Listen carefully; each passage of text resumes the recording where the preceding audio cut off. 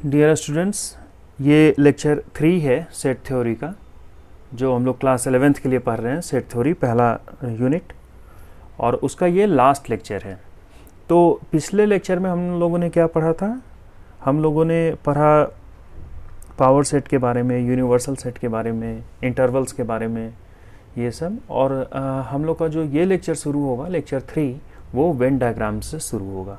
तो आइए देखते हैं कि वेन डायग्राम क्या है। और ये काफ़ी पावरफुल टूल है वेन डायग्राम, जो सेट्स है, सेट के वेरियस ऑपरेशंस को, या सेट पे अगर आप कुछ भी ऑपरेशन कंडक्ट कर रहे हैं तो आप उसको समझ सकते हैं बहुत इजीली। ये पिक्टोरियल रिप्रेजेंटेशन है। तो सबसे पहले 2 पॉइंट कि यूनिवर्सल सेट को आप लोगों ने पढ़ा था, यूनिवर्सल सेट क्या होता है पिछले लेक्चर में।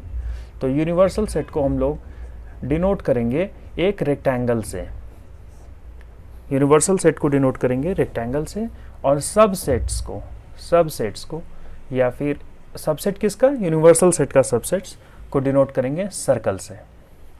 ओके, अब जैसे हम लोग एक एग्जांपल से समझें तो ज़्यादा बेटर होगा। जैसे यूनिवर्सल सेट मान लीजिए हमारा है 1 2 3 ऐसे करके सारा नेचुरल नंबर्स 10 तक यूनिवर्सल सेट है हमारा। 1 2 3 4 5 6 7 8 9 10।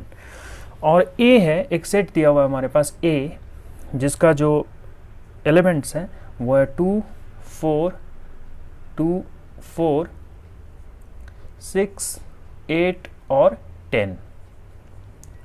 ठीक है, तो हम लोग इसको रिप्रेजेंट कैसे करेंगे वेन डायग्राम्स की मदद से। तो सबसे पहले हम लोगों ने क्या पढ़ा कि यूनिवर्सल सेट को हम लोग रेक्टेंगल से रिप्रेजेंट करते हैं।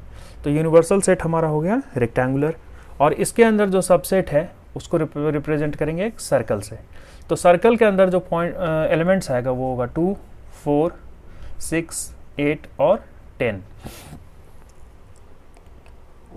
और जो बाकी बच गया इसका मेंबर, वो क्या बच गया, 1 3 5 7 और 9। आप इसको कहीं भी लिख सकते हैं, कोई दिक्कत नहीं है, बस वो बाहर होना चाहिए सर्कल से। तो ये आई होप आप लोगों को समझ में आ गया होगा ये बात, कि ये हो गया हमारा सेट ए जो अंदर में है, ये हो गया हमारा सेट ए, और ये हो गया हमारा सेट यूनिवर्सल सेट। ठीक है, तो अब हम लोग पढ़ते हैं कि सेट्स पे क्या ऑपरेशंस होता है। जैसे हम लोगों ने पढ़ा वेन डायग्राम्स हम लोग आगे भी देखेंगे। अभी हर ऑपरेशंस के लिए वेन डायग्राम हम लोग देखेंगे। जैसे हम लोग जानते हैं कि नंबर्स के लिए क्या होता है ऑपरेशंस, एडिशन, सब्ट्रैक्शन, डिवीजन वगैरह, वैसे ही कुछ ऑपरेशंस सेट पे भी डिफाइंड है। तो उसमें सबसे पहला जो ऑपरेशन है वो है union of sets. Union of sets. अब देखिए यूनियन का क्या मतलब है, कि अगर ए और बी कोई 2 सेट है, तो ए और बी का जो यूनियन होगा वो कंसिस्ट करेगा वो सारा एलिमेंट जो ए में भी है और जो बी में भी है। फिर से एक बार सुन लीजिए, अगर ए और बी 2 सेट्स हैं, तो जो यूनियन होगा सेट ए और सेट बी का, वो एक तीसरा सेट होगा।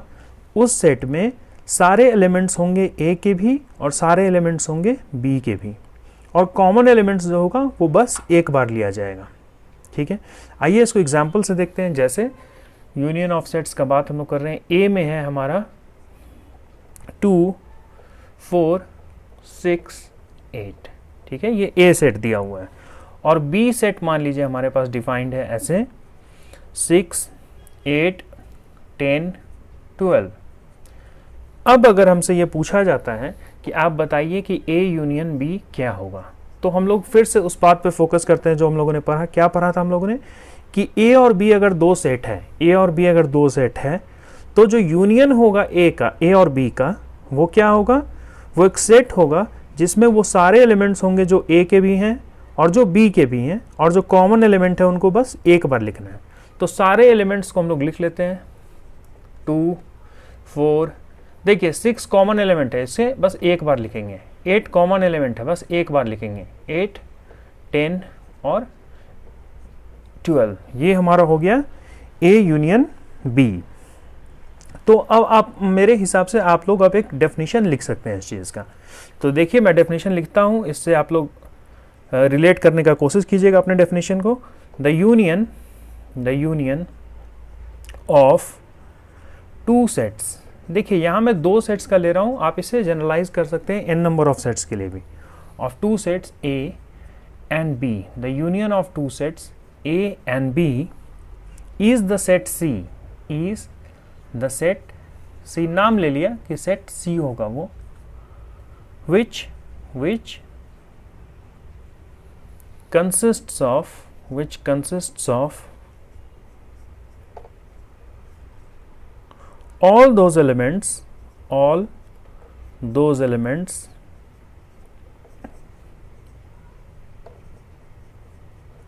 which are either in A or in B, which are either in A or in B, including common elements.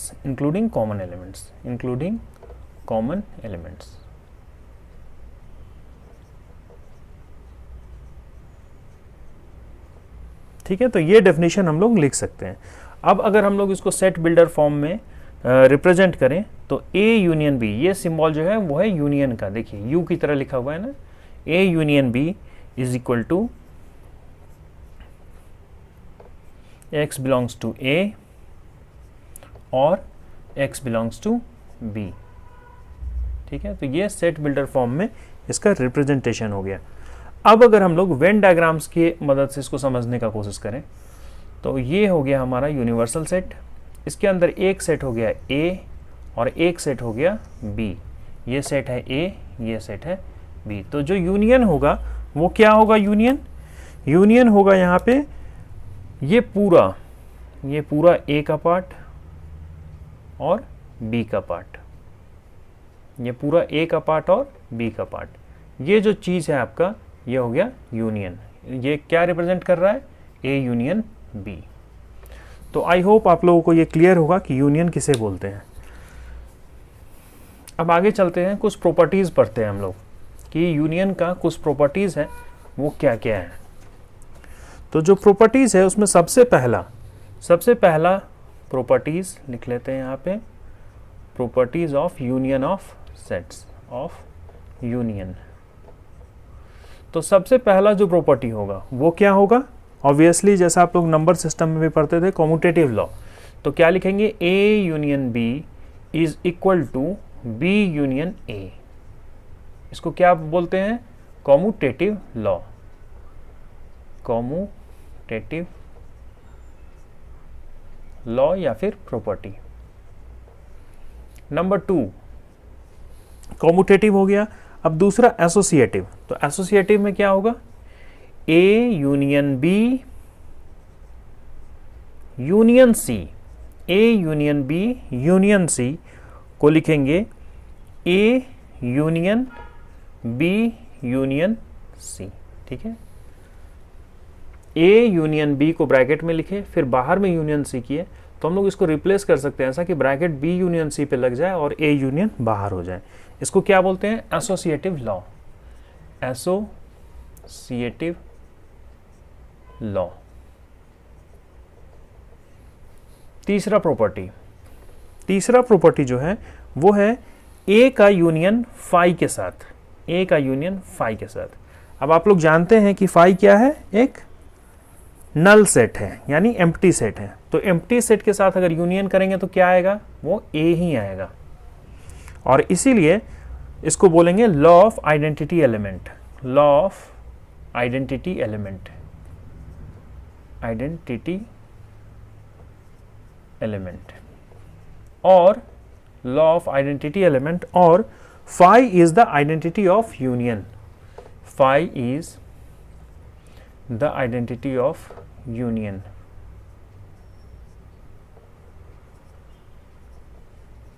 Union देखिए क्यों बोल रहे हैं फाई को आइडेंटिटी ऑफ यूनियन, आप लोग याद कीजिए जो क्लास 6 में आप लोगों ने पढ़ा होगा, 1 multiplied by A is equal to क्या होता था, A खुद होता था, है ना। जब हम लोग इंटीजर्स वगैरह पढ़ रहे थे तो हम लोग 1 को क्या बोलते थे, 1 इज द मल्टीप्लिकेटिव आइडेंटिटी। ठीक है, तो वैसे ही phi is the identity of union, जैसे 1 is the identity of multiplication था, वैसे ही phi is the identity of union. तो ये हो गया हमारा तीसरा प्रॉपर्टी। अब चौथा प्रॉपर्टी, ए यूनियन ए, ये तो ऑब्वियसली ए ही होगा, इसको बोलते हैं आइडेम्पोटेंट लॉ। आइडेम्पोटेंट लॉ, ये नाम सब आपको फिर मैट्रिसेस में भी देखने को मिलेगा, जैसे आइडेम्पोटेंट मैट्रिसेस, नल मैट्रिसेस वगैरह ये सब।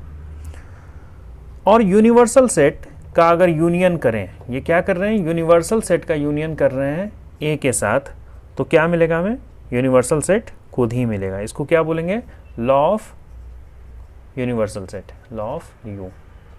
ठीक है, तो ये 5 जो है ये रूल्स है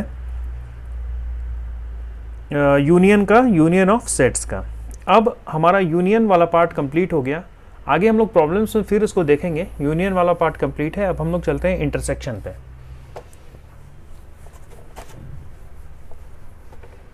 तो intersection of sets, intersection of sets. अब देखिए इंटरसेक्शन में क्या होता है कि अगर ए और बी दो सेट है, अगर ए और बी दो सेट हैं, तो जो उसका इंटरसेक्शन सेट होगा उसमें वो तमाम एलिमेंट्स जो ए और बी दोनों में कॉमन हैं वो उसके एलिमेंट्स होंगे। फिर से सुनिए, ए और बी यदि दो सेट हमारे पास दिया हुआ है तो जो उसका इंटरसेक्शन सेट होगा, या फिर अगर हम लोग इंटरसेक्शन ऑपरेशन का बात कर रहे हैं तो उसका जो आउटपुट होगा उनमें वो तमाम एलिमेंट्स होंगे जो ए और बी में कॉमन हैं। यानी ए इंटरसेक्शन बी को हम लोग सेट बिल्डर फॉर्म में ऐसे लिख सकते हैं, x belongs to A and x belongs to B, यानी x को दोनों में बिलोंग करना जरूरी है, a में भी और b में भी। अब देखिए अगर मैं वेन डायग्राम्स की मदद से इसको समझने का कोशिश करूं तो ये क्या बनेगा, ये एक है यूनिवर्सल सेट, यहाँ पे है हमारा a, यहाँ पे है हमारा b, ये सेट है a, ये सेट है b, तो जो दोनों में कॉमन है वो क्या पार्ट है, ये वाला पार्ट है। तो इस वाले पार्ट को हम लोग क्या कहेंगे, a इंटरसेक्शन b। ओके, अब देखिए इफ, एक और पॉइंट है यहाँ पे, if a intersection b, if a intersection b is equal to phi, यानी null, if a intersection b is equal to phi, then a and b are called disjoint sets.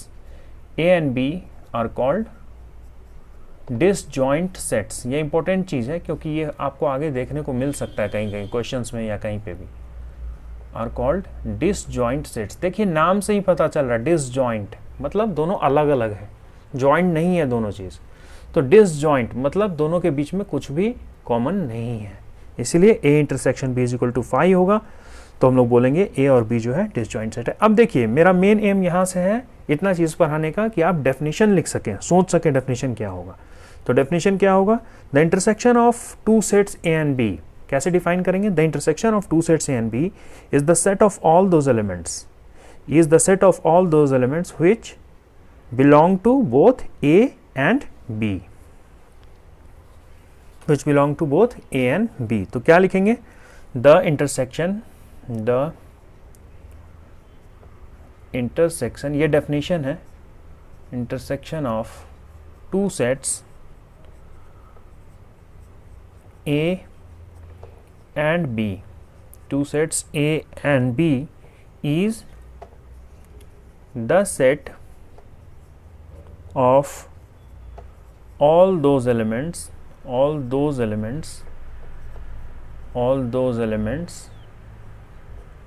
which belong to both A and B। आप देख रहे हैं ये same चीज़ को मैंने mathematical language में बस एक लाइन में यहाँ लिखा था। तो आप इससे एक और बात समझिए कि मैथमेटिक्स एक लैंग्वेज है। देख रहे हैं जो इंग्लिश लैंग्वेज में आपको 3 लाइन में लिखना पड़ रहा है वो एक ऐसा लैंग्वेज है जो आप एक लाइन में लिख पा रहे हैं। ये लैंग्वेज हो सकता है कुछ लोग जो चाइना से हो या कहीं से हो जो इंग्लिश नहीं जानते हो नहीं समझ पाए, लेकिन अगर मैथमेटिक्स लोग जानते हो भले ये लैंग्वेज जानते हो या नहीं, वो ये बात समझ सकते हैं। तो मैथमेटिक्स एक यूनिवर्सल लैंग्वेज है।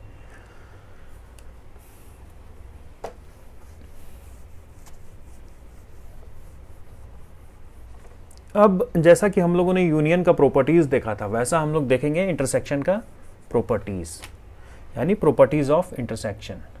प्रॉपर्टीज, तो प्रॉपर्टी में सबसे पहला क्या आएगा, क्या आया था पहले, कॉम्यूटेटिव लॉ। तो कॉम्यूटेटिव लॉ क्या बोलता है, अगर हम लोग A इंटरसेक्शन B निकाल रहे हैं तो वो इक्वल होगा B इंटरसेक्शन A के। अब मैं लिख नहीं रहा हूं बार बार कि कौन सा लॉ, कॉम्यूटेटिव लॉ आपको पता है।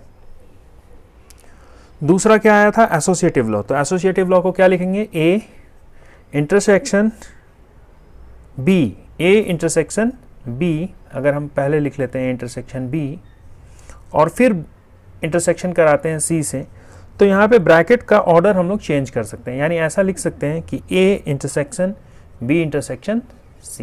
ये क्या हो गया, एसोसिएटिव लॉ। तीसरा क्या था हमारा, वहाँ पे जो पढ़े हम लोग, कॉम्यूटेटिव, एसोसिएटिव, और एक चीज़ था फाई के साथ इंटरसेक्शन। अगर फाई के साथ हम इंटरसेक्शन करते हैं किसी सेट का तो क्या देगा, ये फाई के साथ किसी सेट का इंटरसेक्शन करते हैं तो क्या देगा, फाई ही देगा, क्योंकि फाई और ए में जो कॉमन चीज़ है वो फाई है और कोई चीज़ कॉमन नहीं है। और एक और बात यहाँ पे, अगर यूनिवर्सल सेट के साथ किसी सेट का इंटरसेक्शन करें, यूनिवर्सल सेट के साथ किसी सेट का इंटरसेक्शन करें तो ऑब्वियसली यूनिवर्सल सेट में ए तो होगा ही, यानी जो इंटरसेक्शन निकलेगा वो क्या निकल के आएगा, ए ही निकलेगा। तो लॉ ऑफ, इसको क्या बोलते हैं, law of phi and U, यानी यूनिवर्सल सेट। अब वहां हम लोगों ने 5 प्रॉपर्टी पढ़ा, यहां हम लोगों ने 3 देख लिया। चौथा क्या था, ए का ए के साथ इंटरसेक्शन। आप अगर ए का ए के साथ इंटरसेक्शन करते हैं तो क्या रिजल्ट आएगा, ऑब्वियसली दोनों जो एलिमेंट्स ए के हैं वो इसमें सारे एलिमेंट्स कॉमन है तो ये ए ही आएगा। और इस टाइप के प्रॉपर्टी का वहां नाम क्या था, आइडेम्पोटेंट। तो यहां भी नाम क्या होगा, idempotent law, idempotent. Next fifth जो था वो क्या था, A intersection B union C. देखिए यहाँ पे इंटरसेक्शन और यूनियन दोनों आ रहा है, तो यहाँ पे क्या हो जाएगा, A intersection B, A intersection B और फिर यूनियन ए इंटरसेक्शन सी। यानी ये क्या हो रहा है, आप लोग को अगर बेसिक मैथमेटिक्स छोटे क्लास का याद होगा तो एक्चुअली यहाँ क्या चल रहा है, ये डिस्ट्रीब्यूशन हो रहा है, यानी ये डिस्ट्रीब्यूटिव लॉ है, ये डिस्ट्रीब्यूटिव लॉ है, डिस्ट्रीब्यूटिव लॉ। और डिस्ट्रीब्यूटिव लॉ में किसका डिस्ट्रीब्यूशन हो रहा है, इंटरसेक्शन का डिस्ट्रीब्यूशन हो रहा है ओवर क्या, यूनियन। यानी डिस्ट्रीब्यूशन ऑफ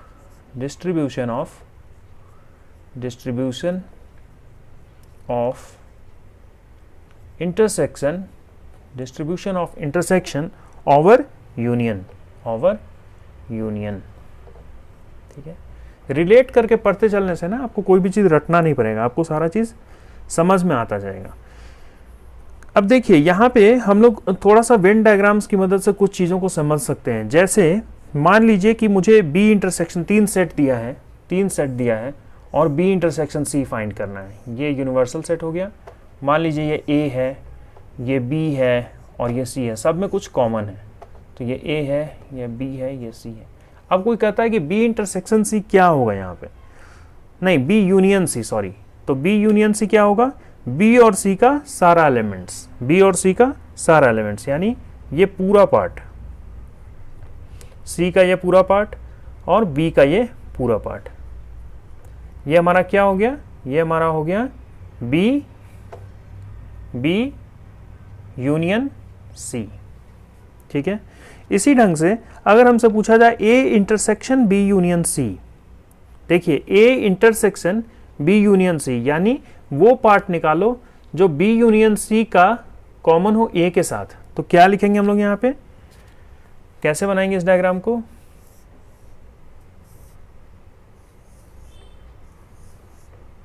ये ऐसा हो गया, ये हो गया ए, ये हो गया बी, ये हो गया सी। अब ये हमसे पूछ रहा है A intersection B union C, तो इसको लैंग्वेज में समझने का कोशिश कीजिए। बी यूनियन सी ये पार्ट है और पूछ रहा है ए इंटरसेक्शन, मतलब ए के साथ कॉमन क्या है, तो ए के साथ कॉमन क्या है, वही पार्ट जो ए में होगा, ये वाला पार्ट। तो ये वाला जो पार्ट है ये हमारा क्या दे रहा है, A intersection B union C. तो ये कुछ एग्जाम्पल्स है, इसी ढंग से आप और भी बहुत सारा चीज फाइंड कर सकते हैं अगर आप ये लैंग्वेज समझने लगे तो। ओके, तो अब आगे हम लोग बढ़ते हैं,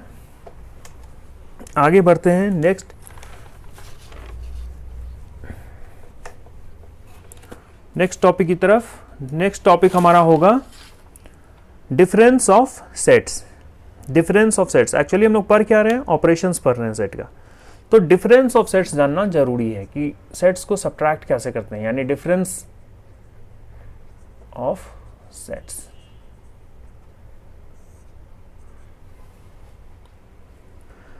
देखिए, जो डिफरेंस होता है सेट्स के बीच में वो क्या होता है कि जैसे मान लीजिए हम दो सेट है मेरे पास ए और बी, और मैं अगर ए माइनस बी लिखना चाह रहा हूं, ए माइनस बी, तो that means A minus B लिखने का मतलब हो गया कि वो तमाम एलिमेंट्स जो ए में हैं लेकिन बी में नहीं है।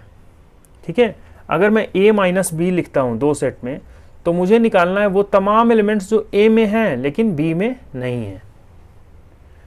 ओके, जैसे अगर मैं लिखता हूं ए को 1 2 3 4 5 6 मान लेते हैं ऐसा, और बी को मान लेते हैं 2 4 6 8।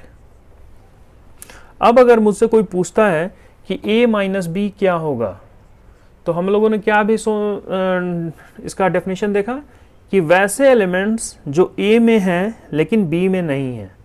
तो b में कौन कौन नहीं है, 1 नहीं है, 3 नहीं है, 5 नहीं है। तो क्या होगा a माइनस बी, 1, 3, 5, 1, 3, 5। और अगर कोई पूछे b माइनस ए क्या होगा, तो b माइनस ए मतलब ऐसे एलिमेंट्स जो b में हैं लेकिन a में नहीं है।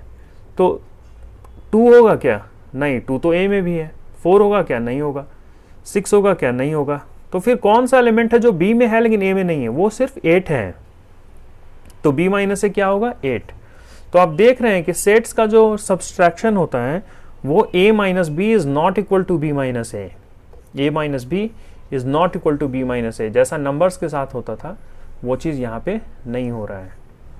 नंबर्स में भी सबके साथ ऐसा नहीं होता था, जैसे इंटीजर्स वगैरह में नहीं होता था। मान लीजिए 1 माइनस 2 है तो that is not equal to 2 minus 1, क्योंकि ये क्या होता था, -1, और ये क्या होता था, 1। ठीक है, तो यहाँ पे भी a minus B is not equal to b minus A. अब इसका एक डेफिनेशन हम लोग सोचते हैं कि कैसे लिखेंगे डेफिनेशन। तो सब्ट्रैक्शन का जो डेफिनेशन लिखेंगे उसमें सबसे पहले the difference of set A and B, the difference of set या of sets A and B, the difference of sets A and B in this order, यानी ऑर्डर इसमें बहुत जरूरी है क्योंकि a minus B minus A के बराबर नहीं है। In this order is the set of elements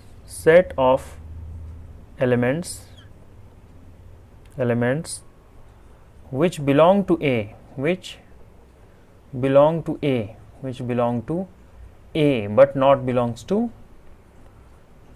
A but not to B, ये हो जाएगा हमारा डिफरेंस ऑफ सेट का डेफिनेशन। अब अगर हम लोग इसको वेन डायग्राम की मदद से समझने का कोशिश करें तो कैसे समझेंगे। ये है हमारा यूनिवर्सल सेट, इसमें है कोई सेट A, कोई सेट B, ये है हमारा A और ये है हमारा B। अब देखिए A और B है, तो अगर मुझे A माइनस बी चाहिए तो A माइनस बी क्या होगा, ऐसा एलिमेंट A का जो A में हो B में नहीं हो, A में हो और B में नहीं हो, यानी ये वाला पार्ट।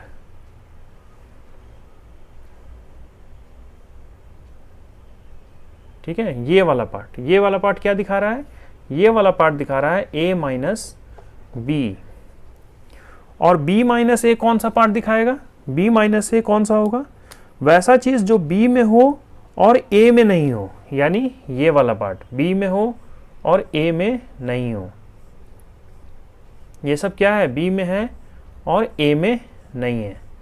तो ये हमारा क्या हो जाएगा, ये हो जाएगा बी माइनस ए, बी माइनस ए। और बीच वाला पार्ट क्या है हमारा, ए यूनियन ए, ए बीच वाला पार्ट क्या है हमारा, A intersection B, A intersection B. तो एक बात यहां से देखने को मिल रहा है, वो क्या मिल रहा है, ए माइनस बी और बी माइनस ए में क्या कुछ कॉमन है, नहीं है ना कॉमन कुछ भी। That means they are mutually disjoint. So A minus B and B minus A minus B and B minus A are mutually disjoint. Mutually क्या होगा, डिसजॉइंट सेट्स होगा, mutually disjoint.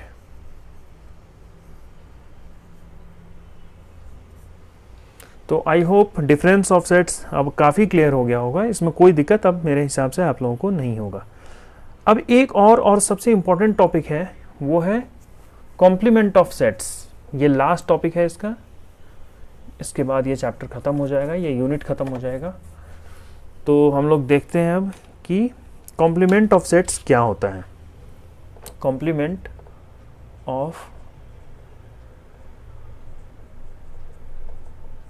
Sets, complement of set जानने से पहले एक example लेते हैं। जैसे मान लीजिए U को मैं मानता हूं universal set, universal set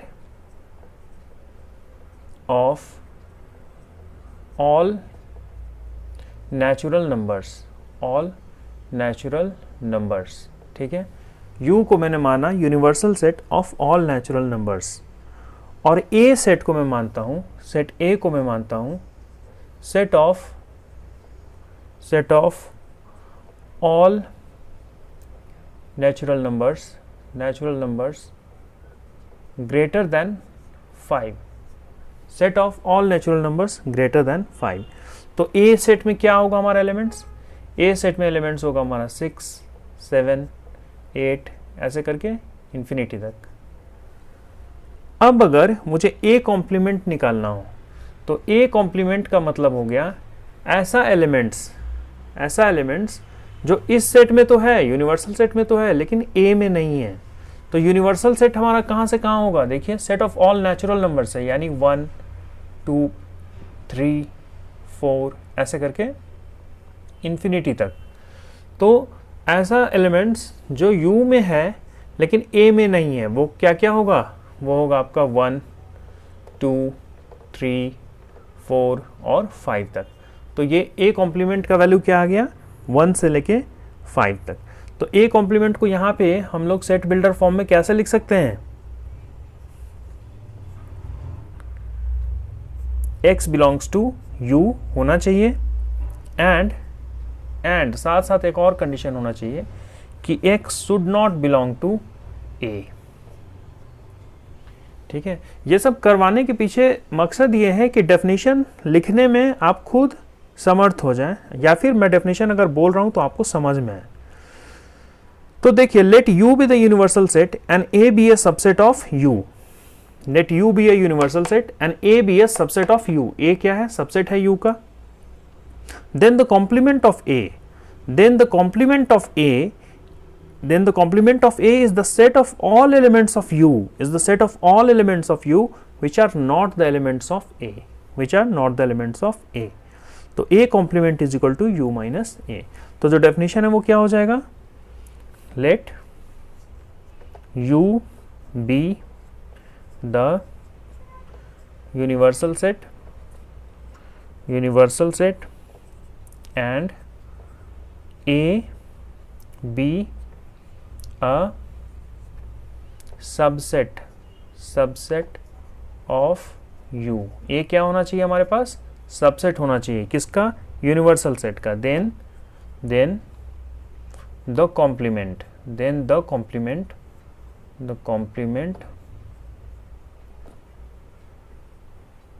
of A is the set of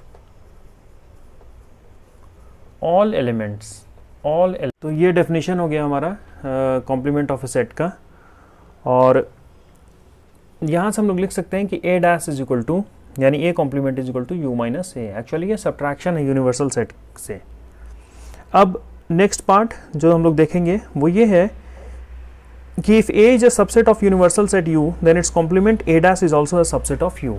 ये बात ऑब्वियस है कि अगर ए जो है वो एक सबसेट है यू का, तो ए डैश जो होगा वो भी एक सबसेट होगा यू का। ठीक है, तो इसे लिखने की ज़रूरत नहीं है, क्योंकि यूनिवर्सल सेट तो यूनिवर्सल है, उसमें सारा जो सेट्स उसका सबसेट है होगा। जैसे ए उसका सबसेट है, तो फिर जो कॉम्प्लीमेंट होगा वो भी कहीं ना कहीं यूनिवर्सल सेट में ही लाई कर रहा होगा। अब एक एग्जांपल लेते हैं, क्योंकि इससे एक बहुत इंपॉर्टेंट थ्योरम हम लोग देखेंगे जो जिसको बोलते हैं डी मॉर्गन्स थ्योरम। तो एक एग्जांपल लेते हैं। एग्जांपल हमारा क्या होगा कि लेट यू, या इसे रब कर देता हूं ताकि पूरा स्पेस मिले। Let U universal set is equal to 1, 2, 3, 4, 5 and 6। ये हमें दिया है यूनिवर्सल सेट। ए सेट दिया है हमारे पास, सेट ए दिया है हमारे पास 2, 3। बी दिया है हमारे पास 3, 4, 5। अब पूछ रहा है हमसे फाइंड, क्या क्या फाइंड करना है हमें? A complement, B complement, A complement intersection B complement, A union B, और सो दैट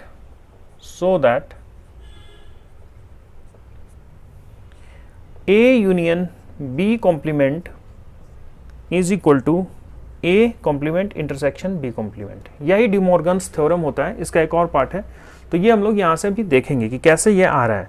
अब देखिए ए कॉम्प्लीमेंट क्या होगा, सबसे पहला चीज निकालते हैं ए कॉम्प्लीमेंट। ए क्या है? 2, 3। तो इसमें 2, 3 के अलावा बाकी क्या बच रहा है, वही होगा ए कॉम्प्लीमेंट।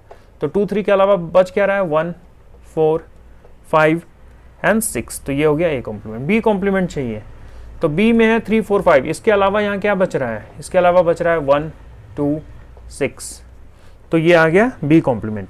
अब A complement intersection B complement क्या आएगा, यानी इस दोनों में कॉमन क्या है? 1 है कॉमन, 6 है कॉमन, तो क्या आएगा? 1, 6। ओके। अब चाहिए ए यूनियन बी। क्वेश्चन में जो पूछ रहा है वो है A union B. A union B मतलब इन दोनों का यूनियन। तो क्या लिखेंगे? 2, 3, 4 और 5। 2, 3, 4, 5। अब यहां से देखिए एक चीज देखिए कि A complement intersection B complement क्या आया था? 1, 6।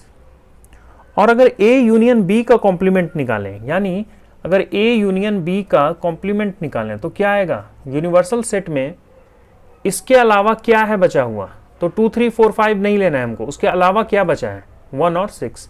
तो ये भी आ रहा है 1 और 6। तो क्या आप देख रहे हैं एक चीज कि ये दोनों इक्वल है? दैट मीन्स ये वाला पार्ट प्रूफ हो रहा है, यानी A union B complement is equal to A complement intersection B complement. ये आप जनरलाइज कर सकते हैं और इसको बोलते हैं हम लोग डी मॉर्गन्स लॉ।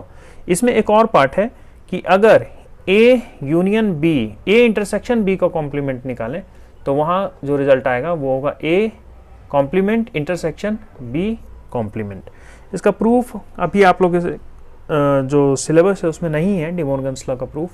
ये इसी ढंग से हम लोग बस देख सकते हैं एग्जाम्पल्स के थ्रू। तो ये हो गया आपका डी मॉर्गन्स लॉ, इसको बोलते हैं डी मॉर्गन्स लॉ। देखिए ये पूरा सेट थ्योरी वगैरह फिर से ग्रेजुएशन में जो लोग बीएससी करेंगे स्पेशली वहाँ फिर से पढ़ना है ये सारा कुछ रियल एनालिसिस में। तो वहाँ पे इन सब चीज़ का प्रूफ और भी काफ़ी डिटेल में ये सारा कुछ देखने को मिलेगा। तो ये हो गया हमारा डी मॉर्गन्स लॉ। अब एक और point, complement of union of two sets. देखिए ये कह क्या रहा है, ये बात ध्यान दीजिए। Complement of union of two sets is the intersection of their complements. Complement of union of two sets is the intersection of their complement, यही कह रहा है डी मॉर्गन लॉ। और दूसरा क्या कह रहा है? Complement of intersection of two sets is the union of their complements. ठीक है, तो डी मॉर्गन्स लॉ को अगर हम लोग वर्ड्स में लिखें तो क्या लिखेंगे? Complement of complement of union of two sets, union of two sets is the intersection of their complements, ये हो गया पहला। और दूसरा क्या होगा, complement of the intersection of two sets, complement of intersection of two sets is the union of their complements, union of their complements।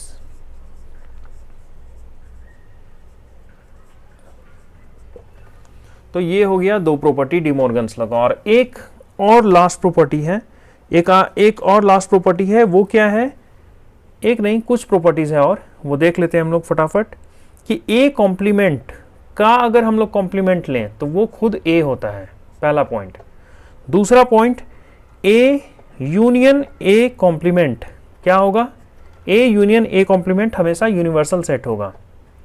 ये सब थोड़ा सोचिएगा तो आपको समझ में आ जाएगा कि ए यूनियन ए कॉम्प्लीमेंट, या वेन डायग्राम से देखिएगा तो आपको क्लियर हो जाएगा ये चीज़।